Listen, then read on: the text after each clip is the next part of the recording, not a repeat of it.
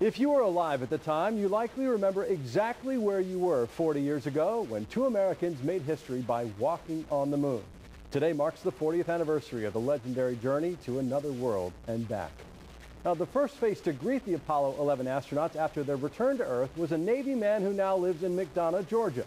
Reverend John Wolfram was a 20-year-old frogman whose swimming talent put him center stage in one of the biggest dramas of the 20th century. I was the first guy in the water. John was soon joined by others. My job was to, first of all, swim up, look in the hatch window to see if the astronauts were okay. Frogman assistant Neil Armstrong, Buzz Aldrin. They gave me a thumbs up. John Wolfram was just 2 years out of high school and already a Vietnam veteran when the Navy assigned him to the team that would rescue the Apollo astronauts from the South Pacific. We were professionals. We trained for months to get this done right, and we did not want to lose the astronauts nor the cargo. After checking on the astronauts, Wolfram attached a flotation collar to the capsule and a sea anchor to keep it from tipping over. And it was an awesome feeling being a part of history, but there was also a good feeling to be in America, an American, because it was a space race going on between America and Russia. And, you know, we did a pretty good job of getting our men to the moon and back, and to be right there, to see it through, it was just elation. And he did it all with some good-natured 60s-style humor, a nod to the flower power generation. And what made you think to put flowers on your wetsuit? We were known to be mavericks, the frogmen in that day. We wanted to live up to our reputation. The dangers were both real, big swells in the shark-infested waters, and imagined. The frogmen disinfected the Apollo capsule and the crew out of fear that they might have brought back an exotic disease from the moon. Nobody knew. And of course, when they went back to the USS Hornet, they were put into a quarantine facility. And for 3 weeks? For 3 weeks. And they watched us. They told us that if we violate what we're doing, we might end up in the woods.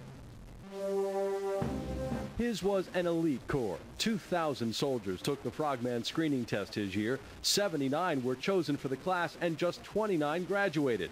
And some of them were killed in action. I lost 8 real close friends, 5 teammates and 3 high school buddies. Witnessing so much tragedy and triumph at such a young age had a profound impact. I had no idea that while I was learning how to rescue people and astronauts, that behind the scenes the Lord was trying to rescue me. And how did that happen? Well, slowly. A Pentecostal revival during his second tour in Vietnam led Reverend Wolfram to a life of ministry and missionary work in Southeast Asia, and ultimately a return to Vietnam in the early 1990s, where he had a random encounter with a former Viet Cong soldier. He was hugging me, and he couldn't speak my language, I couldn't speak his, but he was saying, you know, the war is over. I've moved on. How about you? And that's when it happened. I felt this rush all over me and said, you know, these people are forgiving, you know, and God called me back not to carry an M16 this time, but to carry his word. And this is you standing on the very top? On the top. Reverend Wolfram cherishes mementos from his Apollo 11 mission, a scrap of gold foil he cleaned off the capsule, a signed thank you from Neil Armstrong. But 40 years later, the memories themselves are still fresh. Every time I look at the moon today, I get goosebumps. I think about them walking on it. I think about my role in rescuing them. But I also think about the Creator who made all of this. Now, after all the training, John almost missed his moment in the spotlight because the Apollo 11 capsule landed far from its original landing spot. His helicopter raced to the scene and waved away another team at the very last second. If you'd like more information about his experience and his ministry, he has written a book. Here it is, Splashdown, The Rescue of a Navy Frogman. And he has a website where you can buy it. That's johnwolfram.org.